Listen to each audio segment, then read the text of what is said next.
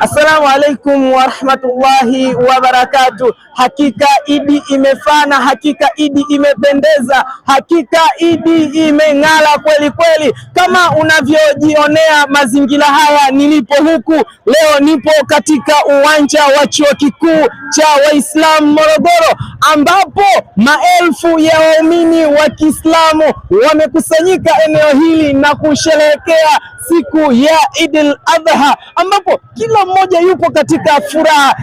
Unavyoona watoto, wazazi na watu mbalimbali wanaenjoy kweli kweli. Sasa nitazungumza na baadhi ya watu mambo mawili matatu kuelekea yani namna ambavyo wao wenyewe wameipokea Idi hii, na hapa naomba tusogee kidogo ili tuweze kuzungumza. Dada samanini, naombeni kuzungumza na nyinyi. Asalamu alaikum.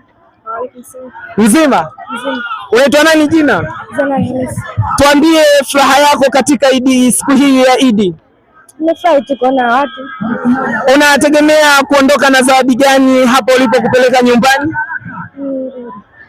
Umekuja na wadogo zako?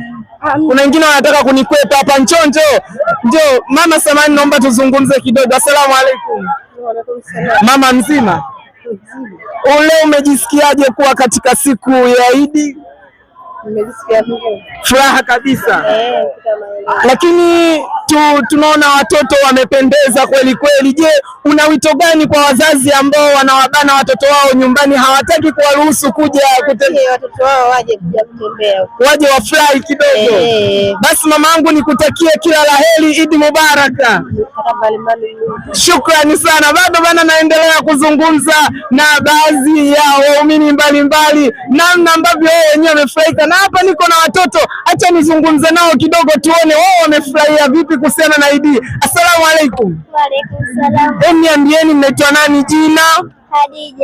Hadija, mashallah. Nimekutana na Bi Hadija, mtu mmoja adhimu kabisa. Bi Hadija, kama unavyoelewa, huyu ni mke wa Mtume Muhammad sallallahu alaihi wasallam.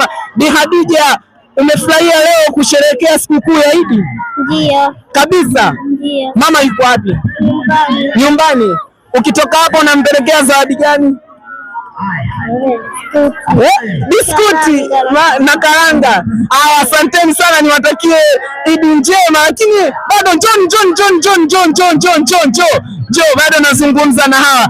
Assalamu alaikum. Alaikum salam. Unaitwa nani? Moses. Kwa nini leo uko hapa? Kwa nini uko hapa? Unakuja kusherehekea Idi? Ndio. Ongea sana. Bado nazidi kuzungumza. Dada zangu